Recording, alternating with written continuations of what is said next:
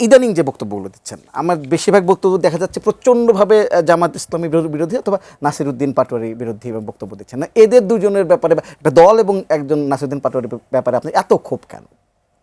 দেখেন, আমি তো 2018 সালের পর থেকে সরাসরি ছাত্র রাজনীতি, জাতীয় রাজনীতি করি। কিন্তু আমি এখন যেটা দেখছি যে যেভাবে বিএনপিকে ভিলিফাই করছে কতিপয় ব্যক্তি, তাদের আচরণগুলো আমার কাছে এমন মনে হচ্ছে, যে কারণে কিন্তু আমি আগেই বলেছি যে শুয়োরের বাচ্চার সাথে আপনি মানুষের বাচ্চার মতন আচরণ করতে পারবেন না। সুতরাং তারা যে পলিটিক্সটা বাংলাদেশে করতে চায় সেটার পাল্টা জবাব আমাদেরকে দিতে হবে, কিচ্ছু করার নাই। কারণ আপনাকে থাপড়াচ্ছে, প্রতিনিয়ত গালিগালাজ করছে, হুমকি দিচ্ছে, হাত ভেঙে দিবে, পা ভেঙে দিবে, গণঅভ্যুত্থান ফেলিয়ে দিবে, তখন আপনি কি করবেন? তখন তাদের চরিত্রগুলো মানুষের সামনে আমাদেরকে হাজির করতে হচ্ছে, অন্যথায় মানুষ মনে করবে ওরা যেটা বলছে সেটাই সত্য।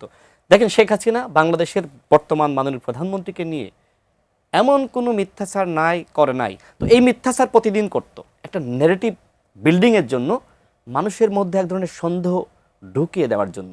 ঠিক ওই শেখ হাসিনার পথেই হাঁটছে জামাত ইসলাম এবং নাসিরউদ্দিন পাটোয়ারি। আমি এনসিপির নামটা নিলাম না, কারণ এনসিপিতে অনেক উদীয়মান নেতৃত্ব রয়েছে নুসরাত তাবাসসুমদের মতন, যে কারণে আমি এনসিপির নামটা নিইনি, কতিপয় ব্যক্তির নাম নিয়েছি। দেখেন, আমি একটা কথা বলেছিলাম যে গাঁজা না খাইলে নাসিরউদ্দিন পাটোয়ারি হওয়া যায় না। শহীদ প্রেসিডেন্ট জিয়াউর রহমান, তাকে নিয়ে প্রশংসা কে না করে? আপনি যদি নুসরাতকেও জিজ্ঞেস করেন, সেও কিন্তু এখানে প্রশংসা করবে। যিনি তাকে পছন্দ করেন না, তিনিও তার দোষ খুঁজে পান না, প্রশংসা করতে বাধ্য হন। তাকে তিনি গালিগালাজ করেছিলেন এই নাসিরউদ্দিন পাটোয়ারি, সেই সময় মাপও চেয়েছিলেন এক প্রকার। এবং কিছুদিন আগে আমি দেখলাম তিনি দুঃখ প্রকাশ করলেন যে আর কখনো এগুলো করবেন না। আবার শুরু করেছেন, এখন আমাদের মাননীয় প্রধানমন্ত্রীকে হাত ভাঙার হুমকি দিচ্ছেন। আরে নির্বাচন করেছে অন্তর্বর্তীকালীন সরকার, যদি তুমি হাত ভাঙতে চাও ডক্টর মোহাম্মদ ইউনূসের হাত ভাঙার হুমকি দাও, কারণ নির্বাচনটা করেছে অন্তর্বর্তীকালীন সরকার। তুমি তো নির্বাচন চাওনি, আমরা তো জানি। সেই তুমি নির্বাচনে অংশ নিয়েছো কোন লজ্জায়? তো যাই হোক, নির্বাচনে অংশ নিয়েছো, খুব ভালো কথা। তাহলে ডক্টর মোহাম্মদ ইউনূসের হাত না ভাঙতেছে, তুমি কেন প্রধানমন্ত্রীকে হাত ভাঙার হুমকি দাও? এই জন্য আমি বলছি যে গাঁজা না খাইলে এইসব কথাবার্তা আসে না। গাঁজা খেয়ে একটা অন্য দুনিয়ায় ভাসে, আর মঞ্চে দাঁড়িয়ে উল্টা পাল্টা আবল তাবল বলে। এই নাসিরউদ্দিন পাটোয়ারি, দেখেন শুরুতে কিন্তু আমি এনসিপির অনেক নেতৃবৃন্দ দেখেছি তার বক্তব্য নিয়ে সমালোচনা করতে। এমনকি অনেকে বলছিলেন যে এনসিপির যে সম্ভাবনা সৃষ্টি হয়েছিল সেটা নষ্ট করেছে নাসিরউদ্দিন পাটোয়ারি। নাসিরউদ্দিন পাটোয়ারি এক সময় ঢাকা বিশ্ববিদ্যালয়ে বাম রাজনীতি করতো, আমরা দেখেছি। সে হঠাৎ করে কয়েকদিন আগে বলল যে সে ওই সময় নাকি শিবিরের রাজনীতি করতো, শিবিরের সাথী ছিল।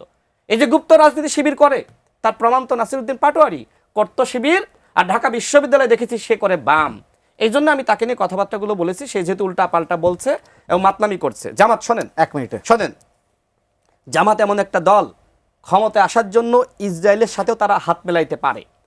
আমরা দেখেছি যে বিদেশিদের সাথে বৈঠকের পরে জামাত নেতা তাহের ভাই বলেছে যে আমরা কোথায় বলেছি যে আমরা শরিয়া আইন বাস্তবায়ন করতে চাই, অথচ তাদের আরেকজন এমপি জাতীয় সংসদে দাঁড়িয়ে বলছে আমরা কোরআনের আইন বাস্তবায়ন করতে চাই।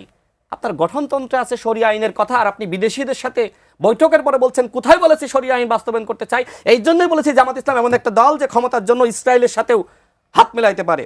এরপরে সর্বশেষ বলি, দেখেন আমার কাছে এখন যেটি মনে হচ্ছে যে ইসলামকে তার এমন দুর্বলভাবে মানুষের সামনে উত্থাপন করছে